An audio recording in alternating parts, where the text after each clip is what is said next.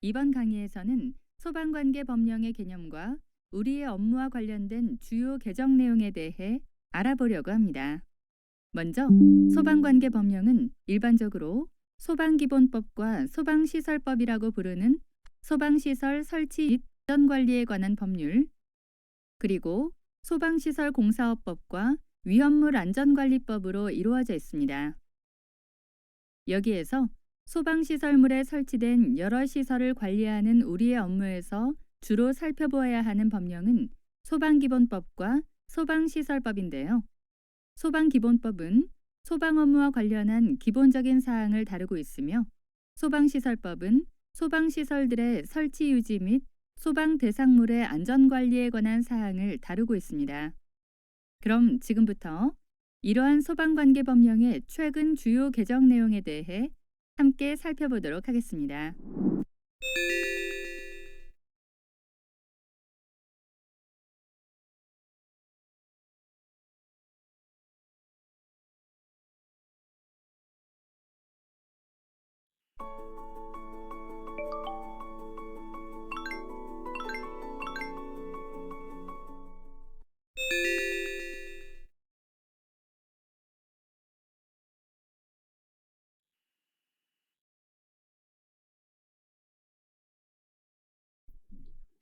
안녕하십니까.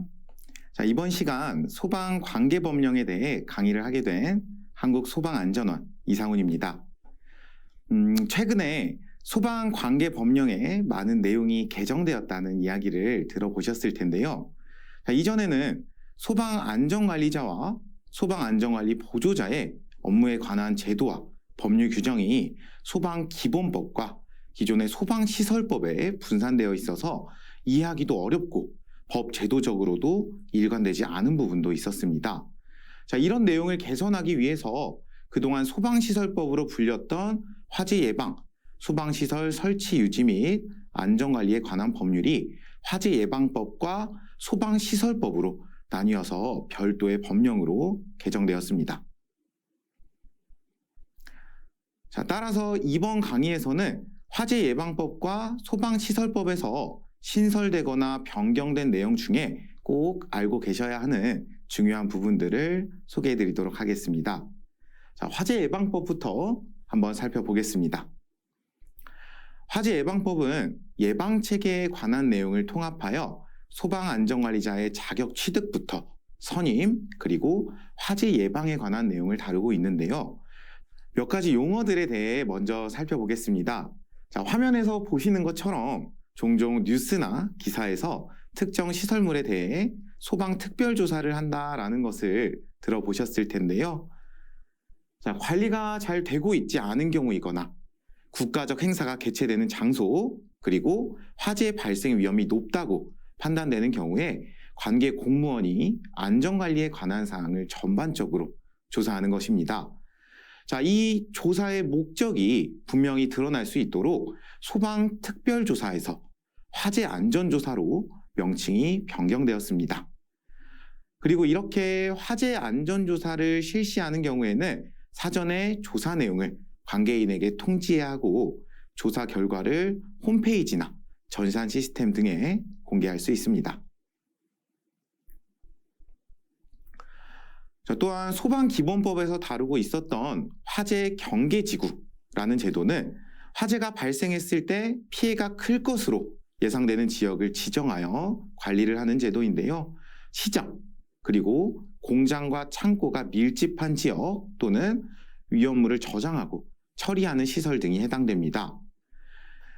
그 중요성을 명확히 나타내기 위해 화재 예방 강화지구로 명칭이 변경되었고요. 각각의 시도 조례에 따라서 소방설비의 설치와 같은 필요한 지원을 받을 수 있도록 하였습니다. 그리고 기초생활수급자, 중증장애인, 한부모 가족 지원 대상자, 홀로 사는 노인분들, 그리고 다문화 가족과 같이 화재 예방과 안전관리에 취약한 사람을 화재 안전 취약자로 규정하여 그들의 안전한 생활환경을 조성하기 위해 소방용품의 제공이나 소방시설 설치와 같은 필요한 사항을 지원하는 내용이 추가되었습니다. 다음은 특정 소방안전관리 대상물에 관한 내용입니다.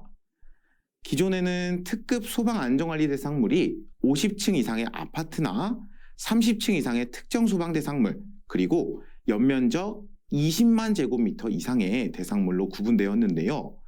이 중 연면적에 대한 기준이 낮아져서 10만 제곱미터 이상의 대상물은 특급 소방안전관리 대상물로 구분되는 것으로 개정되었습니다. 따라서 기존의 1급 대상물이었던 건물도 특급 대상물로 구분되어서 큰 규모에 맞는 체계적인 안전관리를 할 수 있도록 개정되었습니다. 또 특급이나 1급에 해당되지 않는 대상물 중에 간이 스프링클러가 설치된 경우 기존에는 2급 소방안전관리 대상물로 구분되었는데요. 자, 이러한 대상물이 다른 2급 대상물에 비해 규모가 크지 않은 경우가 많아 3급 대상물로 구분하는 것으로 변경되었습니다.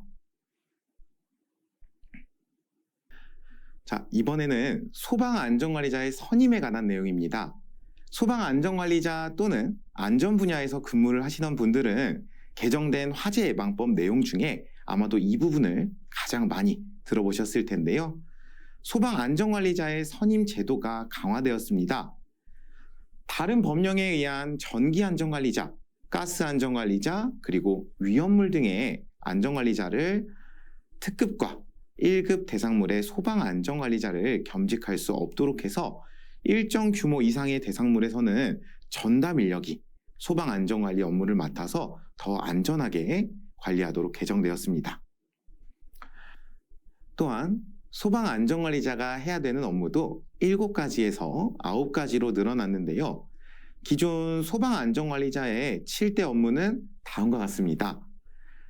피난계획과 소방계획서의 작성, 자위소방대와 초기 대응 체계의 구성과 교육, 피난시설 방화구역의 유지관리, 소방훈련 및 교육, 소방시설의 유지관리, 화기취급의 감독과 그 밖의 소방안전관리에 필요한 업무.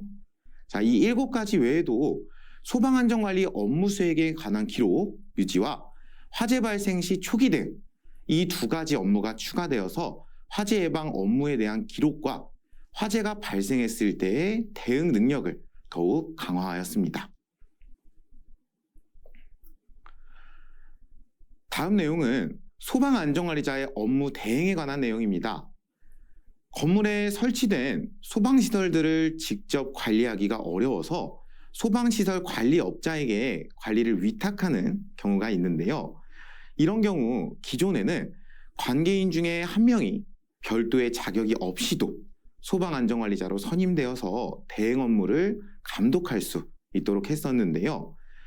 이렇게 감독 업무를 하는 소방안전관리자도 어느 정도는 소방시설에 대한 이해가 있어야겠죠.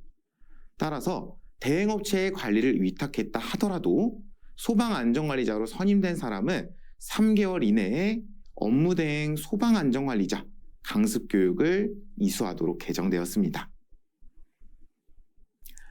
그리고 소방안전관리자로 선임되신 후에 건물의 출입구 잘 보이는 곳에 부착하셨던 소방안전관리자 현황표가 일부 변경되었는데요.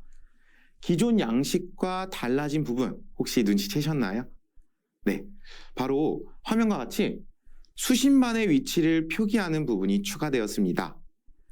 화재 시에 수신반의 위치를 파악해서 더욱 빠른 대처가 가능하도록 변경되었기 때문에 이미 기존에 현황표를 부착해 놓으신 분들도 개정된 양식으로 변경해서 부착하시기 바랍니다. 자, 다음은 화재 예방법에서 새롭게 추가된 내용입니다. 건설 현장에 관한 사항인데요. 공사 중인 건설 현장에서는 우레탄이나 에폭시와 같은 가연물이 여기저기 많이 쌓여 있고 용접이나 용단과 같은 화기 취급 작업도 많이 이루어지죠. 그래서 소방 안전을 담당하는 안전관리자가 필요했습니다.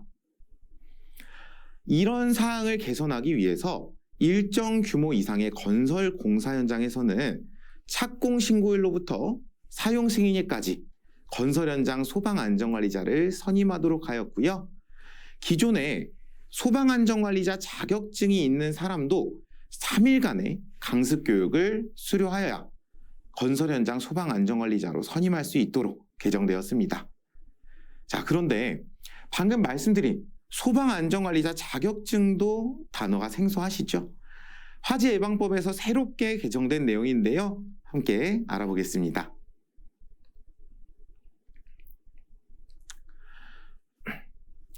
기존에는 소방설비기사와 같은 국가기술 자격증이나 한국소방안전원에서 발급한 소방안전관리자 자격수첩 또는 겸직과 같은 기타 자격 요건을 갖추면 소방안전관리자로 선임할 수 있었는데요.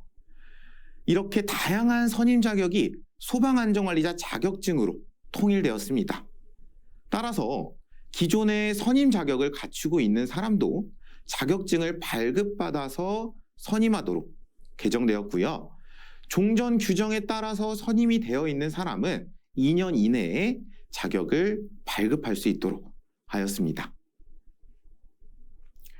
그리고 일부 소방 안전관리와 관련성이 떨어지는 몇몇 자격은 선임 자격이 폐지되어서 더 이상 선임이 불가하니 선임 업무에 참고하시기 바랍니다.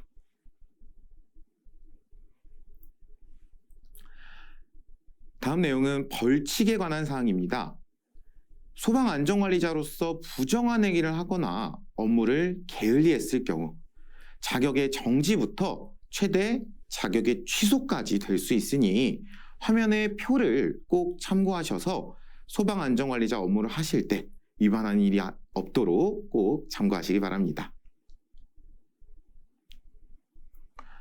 그리고 소방 안전관리자 교육에 대한 부분도 일부 개정되었습니다. 자격 취득을 위한 강습 교육의 경우 교육 기간이 짧아서 충분한 이론 강의와 실습이 이루어지지 못했는데요.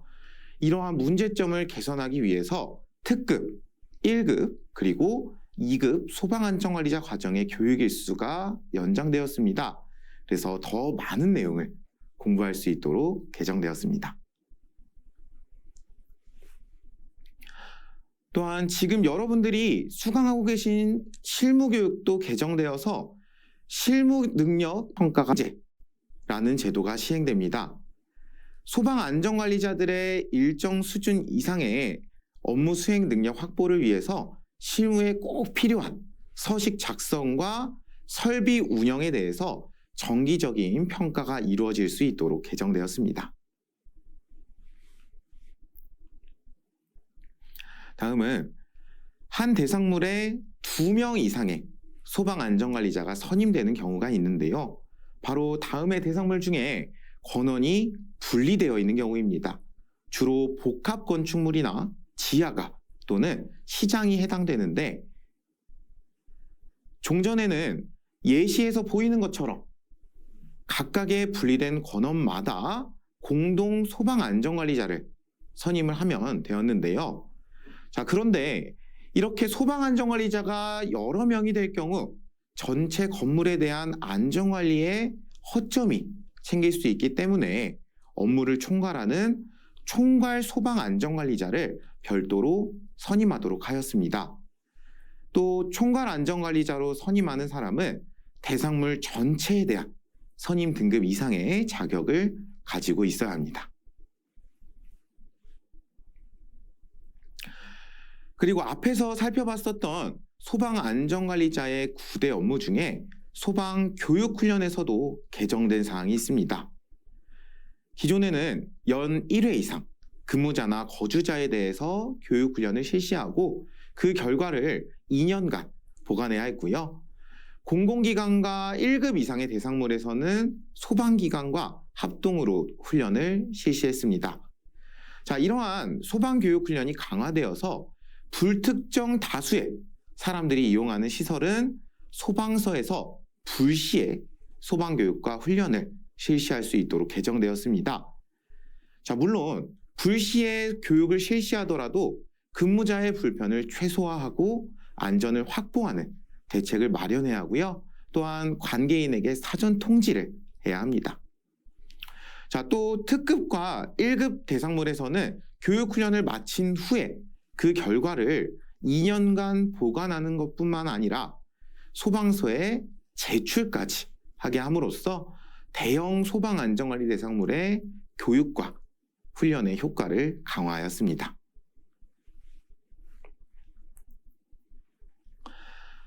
자, 다음은 소방안전특별관리시설물에 관한 내용입니다. 기존의 소방시설법에서도 재난이 발생할 경우 사회적 그리고 경제적으로도 피해가 큰 일정 규모 이상의 공항, 철도역, 여객터미널, 가스시설, 공동구, 그리고 발전소와 같은 시설을 특별관리시설물로 지정해서 관리하고 있었는데요. 주로 많은 국민들이 직접 이용하거나 생활에 꼭 필요한 시설들이기 때문에 화재나 재난이 발생한다면 큰 피해와 함께 생활도 많이 불편해지겠죠. 따라서 이러한 소방안전 특별관리시설물의 안전관리를 체계적이고 효율적으로 수행하기 위해 지정된 안전기관으로부터 정기적으로 화재 예방 안전진단을 받도록 개정되었습니다.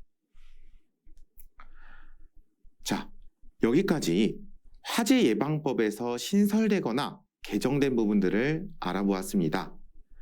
업무를 하실 때 꼭 필요한 내용들이니 필요하신 부분은 반드시 숙지하시고 업무에 참고하시기 바랍니다. 그럼 이제 소방시설의 설치와 관리에 대한 내용을 다루고 있는 소방시설법을 알아보겠습니다. 2024년 12월 1일부터 시행되는 부분인데요. 자동차에 설치하거나 비치하는 소화기에 대한 기준이 7인승 이상의 자동차에서 5인승 이상의 자동차로 확대되었습니다.